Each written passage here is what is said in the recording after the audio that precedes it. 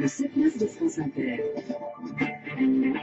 Patrick Cohen. Invité de France Inter ce matin jusqu'à 9h-5, l'homme qui un jour écrira des romans d'amour, il l'a dit dans Gala, mais qui aujourd'hui se complète dans Le Bruit et la Fureur, il l'a dit dans Politis. Jean-Luc Mélenchon, vous avez trouvé les 50 milliards de dépenses publiques dans le programme de François Hollande? Oui. J'ai des anti-sèches dans mon téléphone, il ne faut pas que les gens qui m'écoutent se demandent comment je fais.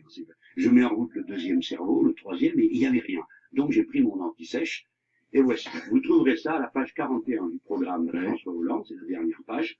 Il annonce, il y a un tableau qui prévoit une baisse de 2 dépenses publiques dans la production, la richesse produite du pays.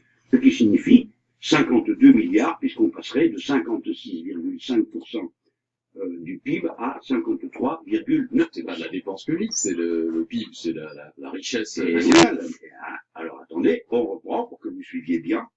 Il s'agit de la proportion de la dépense publique, elle est toujours évaluée aujourd'hui. Ah oui, d'accord. Mais moi j'ai pas c'est l'Europe qui a décidé ça. De la dépense publique par rapport au PIB. Donc il veut la diminuer, et donc ça fait 2,6 de moins égale 50 milliards. Donc il prévoit de diminuer de 50 milliards la part de la dépense publique de l'État. Donc ça fait, c'est ça qui est pris sur l'économie réelle. D'accord, mais on ne sait pas précisément dans quel...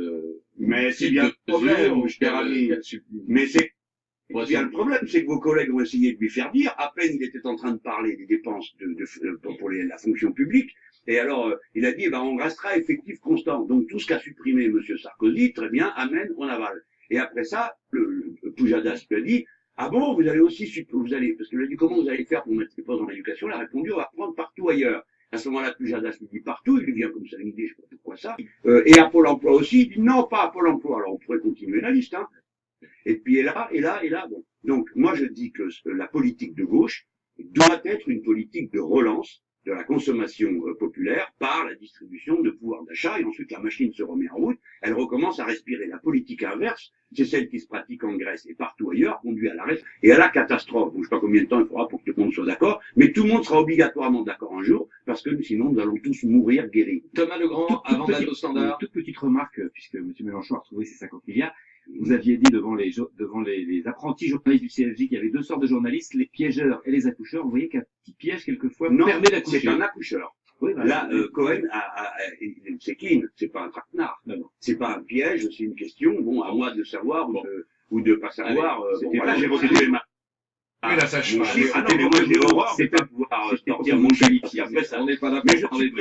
Mais si on est là pour parler, donc si maintenant François Hollande veut démentir que ça va coûter 50 milliards son affaire et que ça va contracter la dépense publique, je suis prêt à débattre avec lui. Bon, Max nous appelle de Paris au Standard d'Inter. Bonjour Max. Oui, bonjour Inter, bonjour Monsieur Mélenchon. Bonjour. Voilà. Écoutez, moi je ne partage pas tout à fait votre point de vue sur politique, mais je vous l'accorde bien volontiers que vous apportez un souffle qui est un souffle extrêmement intéressant, et probablement vous êtes un des seuls qui arrive avec des idées un peu nouvelles. Il y a un sujet qui me préoccupe beaucoup. On est à peu près 3,5 millions de petits entrepreneurs en France. Ça fait beaucoup. On peut lier à peu près au sort de ces 3,5 millions de petits entrepreneurs leurs épouses. Ça fait 7 millions de personnes. Et moi, je suis toujours inquiet, c'est peut-être un manque de temps, mais en tout cas, je comprends pas, je n'arrive pas à lire ce que vous nous proposez, parce que nous sommes des indépendants. C'est comme ça que nous sommes, donc on n'est pas, on peut pas devenir des gens qu'on va pouvoir mettre dans des colcos, choses comme ça, ou même des scopes, même si on a, même si nos modèles respectables, mais c'est pas le modèle du genre. Donc, qu'est-ce que vous nous proposez clairement? Qu'est-ce que vous voulez faire de nous si vous devenez président de la République? Alors, déjà, oui. C'est très important et très intéressant compte tenu du nombre de personnes que cela représente dans le pays, mais surtout d'une certaine capacité d'innovation qui se trouve là. Hein. Donc on ne va pas cracher dessus, dire on s'en fiche, on verra bien comment ça se passe. Je vous rassure tout de suite, je n'ai l'intention de faire aucun cause d'aucune sorte dans notre pays, puisque la démonstration a été faite que ça ne marche pas. Ni de soft cause dans les campagnes. Voilà, les soft cause dans les campagnes, ça ne marche pas, et nous avons de bien meilleures méthodes. Mieux que le sauve-cause, nous avons le GAEC, nous avons la coopérative d'utilisation du matériel agricole en commun. Bref, nous avons fait nos sauve-causes à nous, Français, qui sont plus tranquilles. Maintenant, je viens sur vous. Il y a la première des choses dont vous avez besoin, c'est de stabilité et de prévisibilité. C'est-à-dire que comme vous avez une petite entreprise, et du jour au lendemain, à ne savoir de quoi sera fait demain en matière juridique ou économique. Deuxièmement, vous avez besoin d'activité. Voilà les deux clés. Le reste, ça vient après. Donc le besoin d'activité, j'y réponds par le fait que la politique du programme du Front de gauche lui-même d'abord, c'est une politique de relance de l'activité. Voilà. Donc on augmente, ce qui pose dans un premier temps des problèmes de trésorerie, je vais y venir dans un instant, et puis à partir du moment où les salaires augmentent, la consommation augmente, et les mêmes personnes qui ont été augmentées viennent vous acheter, c'est les commandes, des choses dont ils ont besoin. Donc la relance de l'activité, c'est la condition, le premier élément de la condition du bon fonctionnement des petites et moyennes entreprises et des très petites encore davantage. Deuxièmement, vous avez besoin d'accès à un crédit pas cher. Pôle public financier, aujourd'hui les banques me sautent à la gorge. Vous êtes d'accord, monsieur, que le seul ici qui est en train de vous dire qu'il va prendre lui les banques à la gorge, c'est moi, c'est personne d'autre. Bon, donc vous en êtes. Troisième élément pour votre comptabilité quotidienne. Vous savez comme moi que vous ne pouvez pas accéder, si vous êtes à une petite entreprise, à un taux d'escompte auquel accèdent les grandes entreprises, du fait des volumes qu'elles escomptent. Et donc les banques leur font à eux des facilités de trésorerie que vous n'avez jamais. Dans le programme du Front de gauche, l'escompte tombe à zéro, parce qu'il y a un pôle public financier, et oui, elle tombe à zéro, et c'est le pôle public financier qui les prend en charge. Pour vous, ça modifie beaucoup votre quotidien de gestion de trésorerie. Et dernier élément, c'est la planification écologique. Il n'y a pas besoin de faire des kolkhozes pour faire de la planification écologique. Mais la planification écologique signifie que nous allons faire tourner la totalité de production et d'échange sur des objectifs écologiques que le pays va prendre en commun. Et donc ça, c'est du travail, beaucoup de travail pour des millions de gens, parce qu'il va falloir tout changer. Et c'est du capital à immobiliser. Cela signifie donc que nous devons définanciariser l'économie. Nous devons retirer le poids de la finance sur l'économie pour revenir à l'économie réelle et à la compétition entre bons produits. Et ben voilà, à 8h48, Erwan nous appelle de Brest. Bonjour Erwan. Bonjour. Nous vous écoutons. Oui, c'était plutôt une réflexion de communication, mais Monsieur Mélenchon, je suis quand même surpris que, en tant que champion de la gauche radicale, vous faisiez l'éloge les entreprises d'assaut qui fabriquent des armes. Il me semble que la guerre n'est pas trop une valeur de gauche. Ah mais vous avez raison, la guerre n'est pas du tout une valeur de gauche. La politique du Front de gauche est une politique de paix. Par exemple, on était les premiers à dire qu'il fallait se retirer d'Afghanistan, que ça n'avait aucun sens. Maintenant, tout le monde est d'accord avec nous, on est très content. De la même manière que dans toutes les circonstances, le Front de gauche privilégie les instances internationales légitimes, c'est-à-dire l'ONU. De manière que le Front de gauche est pour qu'on se retire de l'OTAN. On m'a posé la question de savoir, oui, le Front de gauche est partisan du fait qu'on se retire de l'OTAN. On m'a posé la question de savoir si je trouvais que c'était une bonne ou une mauvaise chose qu'on ait vendu des avions Rafale à l'Inde. Bon, est-ce que vous imaginez quelqu'un qui est candidat à la présidence de la République, qui sait très bien que s'il est président, il a intérêt à avoir 2-3 arguments de plus qui fassent bien réfléchir tout le monde avant qu'on s'en prenne à la France? Mais je vais dire non, écoutez, je m'en fiche, c'est une mauvaise chose, mais vous plaisantez. Je souhaite que nous soyons efficaces. Moi, j'ai jamais dit qu'on allait défaire la défense nationale de notre pays. J'ai jamais dit ça. Le Front de gauche ne le dit pas.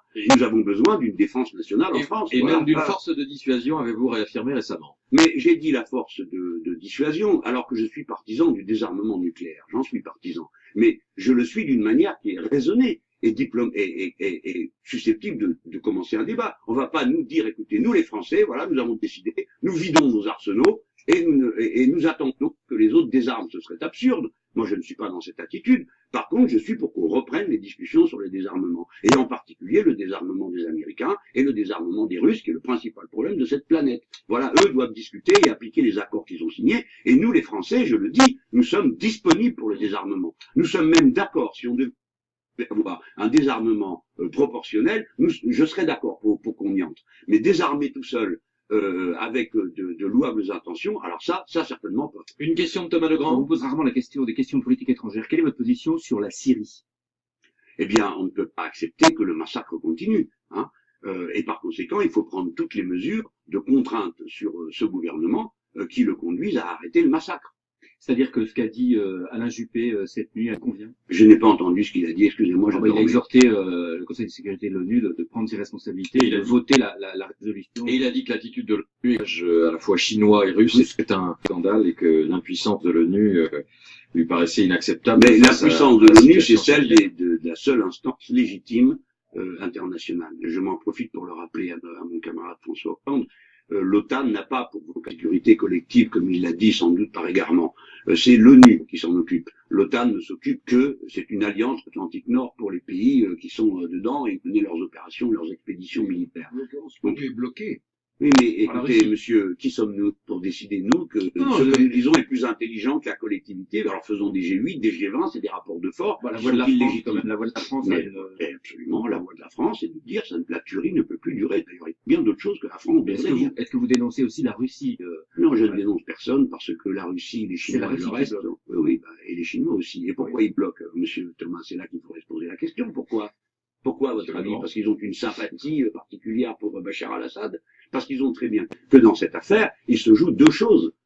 La répression antipopulaire et deuxièmement, la puissance d'un certain nombre de pays qui font le tri entre les bons et les mauvais sujets. Parce que quand on voit que c'est Qatar qui vient protester contre le traitement qui est réservé à la population en Syrie, il y a quand même de quoi rigoler. Si on La se Ligue souvient, arabe, la Ligue arabe qui vaut pas plus cher, parce que la Ligue arabe est remplie de gens qui sont le contraire de démocrates, qui sont des tyrans dans leur pays. Je voudrais rappeler que Bahreïn et les autres pays sont intervenus contre les insurrections populaires dans les pays du Golfe. Enfin, ça n'a dérangé personne, là. On a trouvé ça génial. Par contre, Bachar al-Assad, alors ça, c'est un problème pour la terre entière. Donc oui, Bachar al-Assad est un problème, mais pour autant, on ne fera ni mettre le doigt dans l'engrenage de la guerre, parce qu'on a déjà vu ce que ça donnait en Libye, comme on l'avait annoncé, c'est-à-dire que dans l'action militaire, on finit par donner le pouvoir à des bandes armées, et c'est tout ce qu'on fait. Donc c'est une erreur absolue. Donc maintenant, qu'on prenne à la gorge le régime de Bachar al-Assad, qu'on lui fasse des contraintes économiques, oui, qu'on intervienne militairement, non, non et non et non encore. Alors, deux choses. À l'instant, Jean-Pierre Chevènement annonce le retrait de sa candidature à la présidentielle dans une déclaration à l'agence France Presse. Jean-Luc Mélenchon, Jean-Pierre Chevènement qui se retire de la course, ça vous surprend? Ça... Qu'il ne soit pas candidat, je le comprends, la difficulté pour lui était extrême. Maintenant, sa voix va compter, on va voir de quel côté il dit qu'il faut... J'ai pas la totalité de sa déclaration, donc je peux pas vous dire de quel côté il penche. C'est clair, on avait cru comprendre il s'interrogeait de savoir s'il appuierait la candidature de François Hollande ou la mienne. Donc j'attends avec beaucoup d'impatience de savoir ce qu'il décide, parce que vous comprenez très bien que même si nous sommes très différents à mains égards, hein, pour nous, le Front de gauche, ce serait aussi un honneur de l'avoir avec nous. Même si, encore une fois, mais le Front de gauche, les organisations qui sont dedans sont pas dissoutes, nous restons différents. Vous le savez bien, par exemple, sur le nucléaire, moi je suis pour en sortir, mes camarades communistes non, on a trouvé une belle et grande solution. Et vous avez des accents chevènementistes dans vos discours, j'en ai trouvé quelques-uns dans le dernier moi, j'aime ma patrie, et notamment l'une des ça, formules préférées de Jean-Pierre Chevènement, le poisson pourri par la tête, ça, j'ai entendu c'est ça un dans... proverbe vietnamien. Oui, mais dans la guerre du Vietnam. Il s'en est beaucoup servi, Chevènement. Et puis, PIB suite, puisqu'on a quelques messages de l'équipe de François Hollande qui nous dit « Mais Jean-Luc Mélenchon oublie la croissance ». Le PIB croît de 2% par an en moyenne sur les 3 dernières années. Le PIB croît, donc la part de la dépense publique se réduit, même quand la dépense publique, elle, se maintient. Eh bien, la démonstration du contraire, ça, ce sont des têtes d'œufs qui ont calculé ça dans leur chambre, donc ils ont marqué 2%. Et les vôtres, Non, mais attendez, mais nous, on n'est pas des amateurs éclairés. Donc, qu'est-ce que j'ai à vous dire? Mais oui, bien sûr. Si vous avez le pouvoir... Pas du tout, cher monsieur, c'est la citoyenneté. Tout citoyen, même s'il n'est pas un expert et un spécialiste, a le droit d'avoir un avis et de se le faire. Nous sommes des êtres libres. Enfin, il faut aussi des gens compétents. Mais, cher monsieur, nous n'en manquons pas. Ah bon, me rassure. Mais attendez. Vous avez posé une question, elle doit avoir une réponse. Mais je redis que tout citoyen a le droit d'avoir une idée sur les sujets qui nous occupent. Là, je dis, est vrai, et que ce qu'ils disent est en raisonnement de tête d'œuf, c'est qu'il leur suffit d'aller voir ce qui se passe en Grèce, où leur merveilleux médicament a été appliqué, et tous les pays où ils ont appliqué la politique de restriction de la dépense publique, le résultat est le même. Puisqu'on vous dit que la dépense publique ne sera pas restreinte. Mais monsieur, non, la dépense publique ne sera pas restreinte parce qu'ils imaginent qu'il y aura une progression du PIB. Je suis en train de vous expliquer, j'essaye de vous expliquer que la dépense publique, le PIB décroît, c'est ce qui se passe en Espagne, c'est ce qui se passe au Portugal, mais pas dans le bureau. Il y a les 3 types qui ont inventé qu'ils allaient quand même mettre de la progression du PIB, alors même qu'ils font une politique de contraction de la dépense publique. Alors dans leur bureau, non, mais dans la vie, si.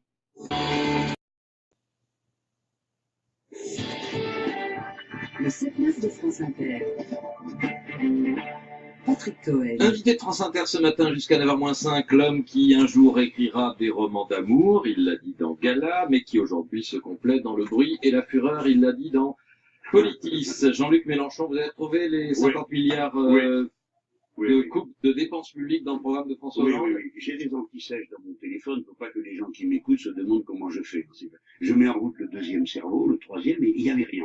Donc j'ai pris mon antisèche Et voici, vous trouverez ça à la page 41 du programme de François Hollande, c'est la dernière page, pourquoi ça et à Pôle emploi aussi, il dit non, pas à Pôle emploi, alors on pourrait continuer la liste, hein. Et puis et là, bon. Donc moi je dis que la politique de gauche doit être une politique de relance de la consommation populaire par la distribution de pouvoir d'achat, et ensuite la machine se remet en route, elle recommence à respirer. La politique inverse, c'est celle qui se pratique en Grèce et partout ailleurs, conduit à l'arrêt et à la catastrophe. Donc je sais pas combien de temps il faudra pour que tout le monde soit d'accord, mais tout le monde sera obligatoirement d'accord un jour, parce que sinon nous allons tous mourir guéris. Thomas Legrand, avant d'aller au standard. Une toute petite remarque, puisque M. Mélenchon a retrouvé ses 50 milliards. Vous aviez dit devant les apprentis journalistes du CFJ qu'il y avait deux sortes de journalistes, les piégeurs. Il annonce, il y a un tableau qui prévoit une baisse de 2 dépenses publiques dans la production, la richesse produite du pays. Ce qui signifie 52 milliards, puisqu'on passerait de 56,5% du PIB à 53,9%. C'est pas de la dépense publique, c'est le PIB, c'est la richesse Et nationale. voilà. Alors attendez, on reprend pour que vous suiviez bien.